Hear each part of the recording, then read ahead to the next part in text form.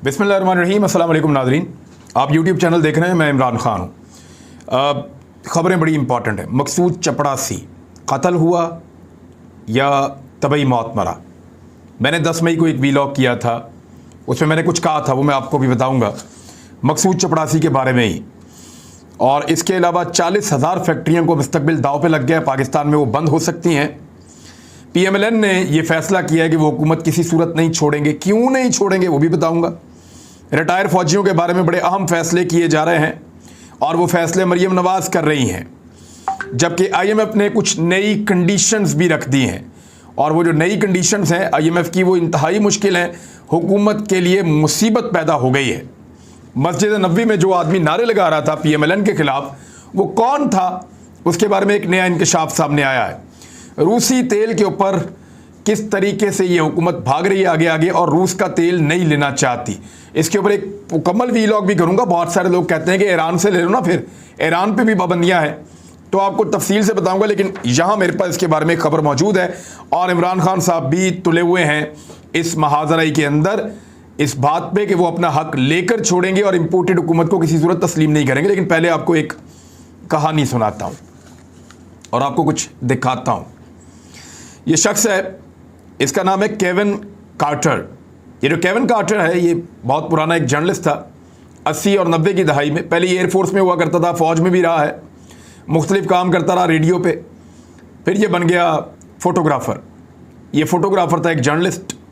80 और 90 की दहाई में ये बहुत आला पाए का काम करता रहा है। इसने एक तस्वीर खींची जो न्यूयॉर्क टाइम के अंदर छपी थी 26 मार्च 1993 को। The vulture and the little girl के एक गिद्ध है और एक छोटी लड़की है। ये तस्वीर खींचने पर, ये तस्वीर आप देखें, इसमें एक गिद्ध है, वो एक बच्ची को खाना चाहता है। और ये सूडान में तस्वीर खींची गई थी 1993 में, मार्च में खींची गई थी। 26 मार्च को ये छपी थी न्यूयॉर्क टाइम्स के अंदर और पूरी दुनिया में इस तस्वीर ने थरथल्ली डाल दी थी। और उसके बाद केविन कार्टर को एक अवार्ड से भी नवाजा गया, जो अवार्ड उसको 2 महीने के बाद, यानी 23 मई 1993 को उसको ये अवार्ड मिल गया। 2 महीने के बाद 27 जुलाई 1993 को इस शख्स ने अपने आप को मार लिया। यानी तस्वीर खींचने के चंद महीने के बाद इस शख्स ने खुदकुशी कर ली, अपने आप को इसने मार लिया। वजह क्या हुई?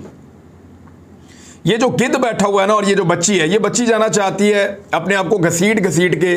भूख बहुत है, बीमारियां बहुत हैं, फाका ज़दा हैं। ये बच्ची अपने जिस्म को घसीट के सामने यूनाइटेड नेशन का एक कैंप है, वहाँ पहुँचाना चाहती है। इसके पीछे एक गिद्ध चलता हुआ आ रहा है और वो कोशिश कर रहा है कि इससे पहले ये बच्ची अगर मर जाए तो वो इसको खा ले, क्योंकि उसको मुर्दार खाने का आपको पता है, गिद्ध खाते हैं। और वो इंतज़ार कर रहा है कि ये बच्ची मरे और मैं इसको खाऊं, और वो इसके पीछे पीछे चलता आ रहा है। 20 मिनट तक केविन के बकौल वो बैठा रहा, केविन कार्टर, और वो इंतज़ार करता रहा कि जैसे ही उसको मौका मिलेगा तो वो एक अच्छी तस्वीर लेगा। तो ये तस्वीर उसने ली जिसके ऊपर इसको अवार्ड मिला। लेकिन 2 महीने के बाद इसने खुदकुशी इसलिए कर ली कि इस बच्ची और इस गिद्ध के बीच में केविन न्यूट्रल था। केविन को अपनी न्यूट्रलिटी पे इतना गुस्सा चढ़ा कि गिद्ध एक बच्ची को खाना चाहता है। 20 मिनट तक मैं अपने फ़ायदे के लिए वहाँ बैठा रहा, अपने मफाद के लिए एक तस्वीर खींचने के लिए मैं वहाँ बैठा रहा, और मैं ये तमाशा देखता रहा कि गिद्ध बच्ची के मरने का इंतज़ार कर रहा है और उसको खाना चाहता है। मैं चाहता तो एक आवाज़ निकाल के गिद्ध को उड़ा सकता था। मैं चाहता तो उस बच्ची को उठाकर उसकी मंजिल तक पहुँचा सकता था। लेकिन मैं अपनी तस्वीर के चक्कर में 20 मिनट तक इंतज़ार करता रहा। ये गिल्ट उसके अंदर इतना ज़्यादा बढ़ गया कि वो एक जगह पे अपनी गाड़ी लेकर गया। उसने एक पाइप लगाया अपने एग्जॉस्ट वाले, जहाँ से साइलेंसर से धुआं निकलता है, उसमें, और वो पाइप ला के अपनी गाड़ी की खिड़की से अंदर किया और शीशे ऊपर कर दिए और हवा निकलने का रास्ता बंद कर दिया। दम घुटता गया और फिर उसके बाद वो मर गया। उसने एक बड़ी अज़ियतनाक मौत अपने लिए पसंद की, जो उसके बारे में कहानी है केविन कार्टर के बारे में। तो ये न्यूट्रल, वो 20 मिनट तक न्यूट्रल रहा था और उसके बाद वो अपने आप को माफ़ नहीं कर सका। मुझे सिर्फ आपको ये बताना था।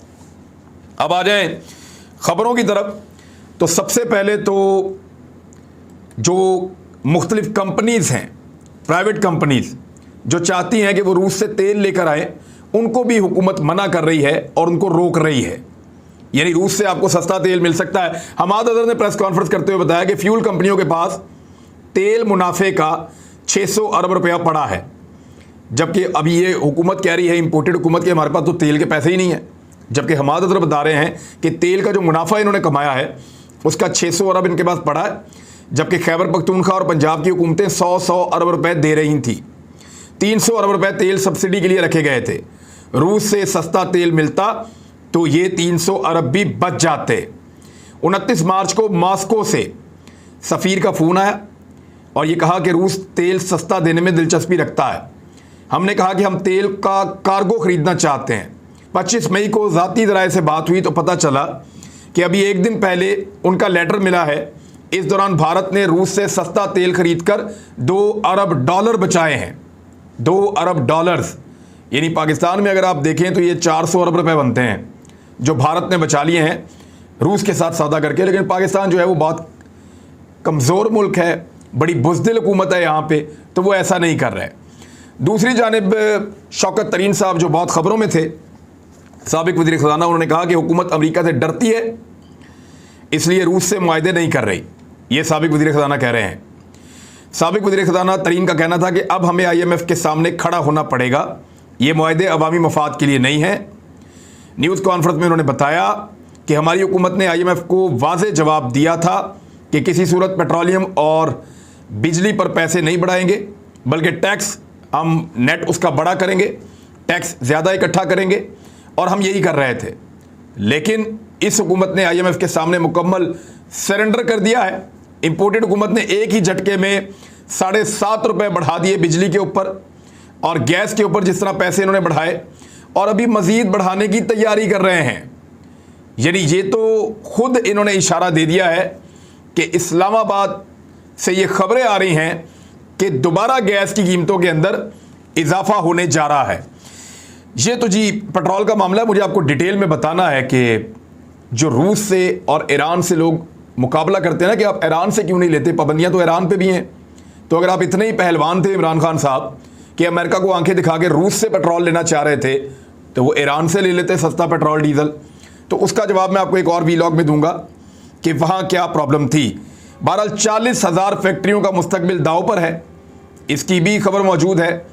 और बताया जा रहा है कि इमरान खान साहब के दौर में जो इंडस्ट्री फल फूल रही थी, 2 माह के अंदर अंदर इंपोर्टेड हुकूमत ने सनत का पहिया मुकम्मल तौर पे जाम कर दिया है।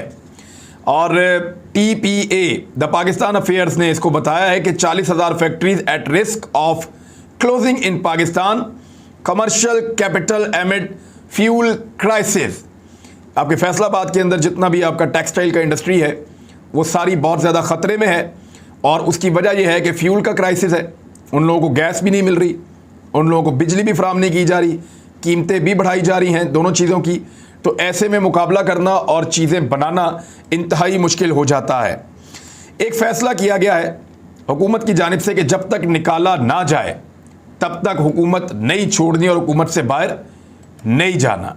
ये फ़ैसला मुस्लिम लीग नून ने किया है, क्योंकि मुस्लिम लीग नून की क़यादत इकट्ठी हुई और उन्होंने असेसमेंट कर ली कि उनका हाल वो होने वाला है जो 2008 में काफ लीग का हुआ था। आपको याद है परवेज़ मुशर्रफ साहब के दौर में काफ लीग परवेज़ मुशर्रफ की पार्टी थी और परवेज़ मुशर्रफ साहब उसको इक़्तिदार में लाना चाहते थे। जिस बंदे को इलेक्शन लड़ने के लिए टिकट दिया जाता था, साथ में उसको पैसा भी दिया जाता था कि जाकर इलेक्शन लड़ो और जीत कर आओ ताकि काफ लीग की हुकूमत बने। परवेज़ मुशर्रफ जलसों में काफ लीग को सपोर्ट करते थे और काफ लीग हर जगह कहती थी कि हम परवेज़ मुशर्रफ को 10 मरतबा वर्दी में सदर मुंतखब करवाएंगे। तो परवेज़ मुशर्रफ ने अपनी पूरी ताकत इस्तेमाल करने के बावजूद वो कामयाब नहीं हो सके थे काफ लीग को जितवाने में। हालांकि वो उस वक्त पाकिस्तान के आर्मी चीफ भी थे, लेकिन आर्मी चीफ होने के बावजूद परवेज़ मुशर्रफ काफ लीग को इलेक्शन नहीं जितवा सके थे। तो मुस्लिम लीग नून को यह बताया गया कि आप जितने मर्जी ताल्लुकात बना लें, आप जो मर्जी कर लें, आपकी ये कैपेसिटी नहीं रहेगी, पब्लिक आपको वोट नहीं डालेगी। जिस तरह परवेज़ मुशर्रफ नहीं जितवा सका था काफ लीग को, तो आप ये इलेक्शन नहीं जीत पाएंगे, बल्कि आपकी हालत काफ लीग से मुख्तलिफ नहीं होगी अगर आप फौरी तौर पे इंतखाबात में चले जाते हैं। तो अब इसमें PMLN ने यह फैसला किया कि जब तक ज़बरदस्ती ना निकाला जाए तब तक हमने इक़्तिदार से निकलना नहीं है, इक़्तिदार से चिमटे रहना है। और तफसीलात के मुताबिक उन्होंने कहा सियासी कशीदगी रहेगी, अदम इस्तेहकाम, मुस्लिम लीग नून को नई हिकमत अमली बनाने पर हमें अब मजबूर होना पड़ेगा। और ये अक्सरियती राय में ये कहा गया कि जब तक निकाला ना जाए हुकूमत ना छोड़ी जाए। वो PMLN जो रोज़ाना ये कहती थी कि हम इलेक्शन के लिए तैयार हैं, अब उनकी अक्सरियत ये कह रही है कि इलेक्शन में ना जाना, हम फील्ड से होकर आ रहे हैं, लोग जूते अलग मारेंगे और ख़ास तौर पे लोगों को लोग बिल्कुल नहीं छोड़ेंगे। और लोग बहुत गुस्से में हैं। पेट्रोल की हमने क्या हालत कर दी, गैस की हमने क्या हालत कर दी, बिजली की हमने क्या हालत कर दी, आटा, तेल, घी, चीनी, दवाइयाँ, कोई चीज़ ऐसी नहीं है जिसमें पाकिस्तानियों को हमने नुकसान ना पहुंचाया हो। ट्रांसपोर्ट के किराए तक कहाँ से कहाँ चले गए हैं। तो ऐसी सूरत हाल में जब इतने बड़े बड़े टैक्सेस हम लगा रहे हैं और जो हालात हमने पाकिस्तान में पैदा कर दिए हैं बैड गवर्नेंस से, उसके बाद पब्लिक में जाना बहुत बड़ी बेवकूफ़ी होगी और अगर अब इलेक्शन में गए तो बर्बाद हो जाएंगे। तो ये तो उन्होंने पक्का पक्का फैसला कर लिया है।